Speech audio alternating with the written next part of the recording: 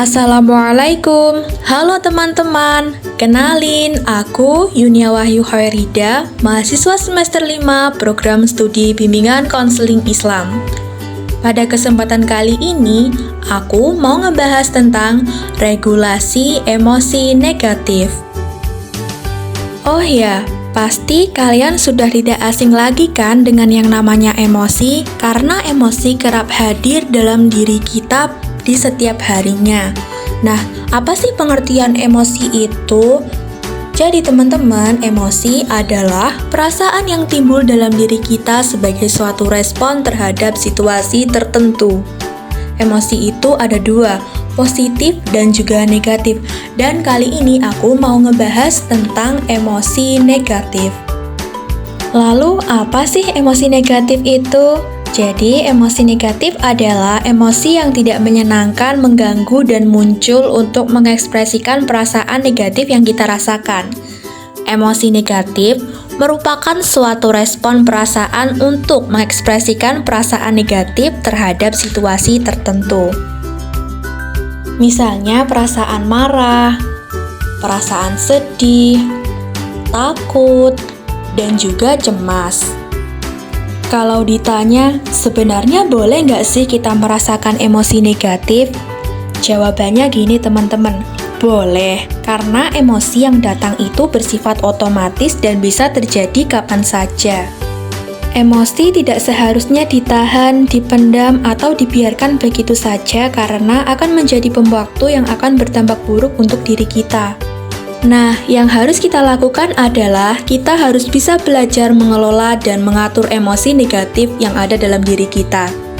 Kemampuan untuk mengatur dan mengelola emosi negatif yang ada dalam diri itulah yang disebut dengan regulasi emosi negatif.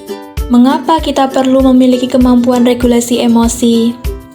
Karena agar kita tidak larut dalam emosi yang kita miliki dan agar respon yang keluar dari dalam diri kita tidak membentuk dampak yang negatif.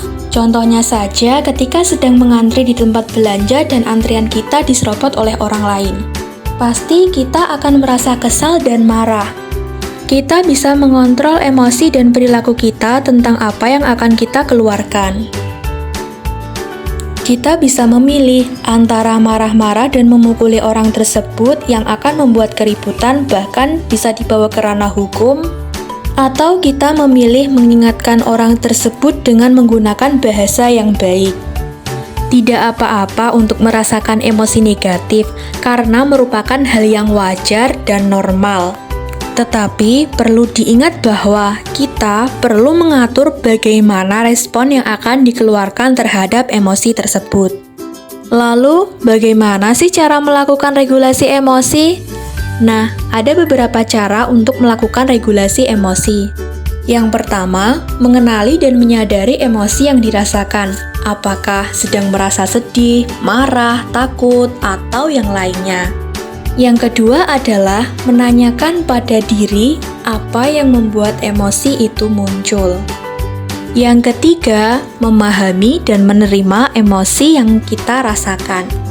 Dan yang terakhir adalah ambil pelajaran dari emosi yang sedang kita rasakan dan tentukan langkah yang akan diambil.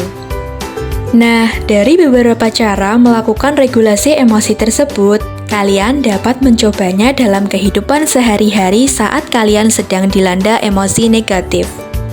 Semoga video ini bermanfaat ya buat teman-teman. See you next time and thanks for watching.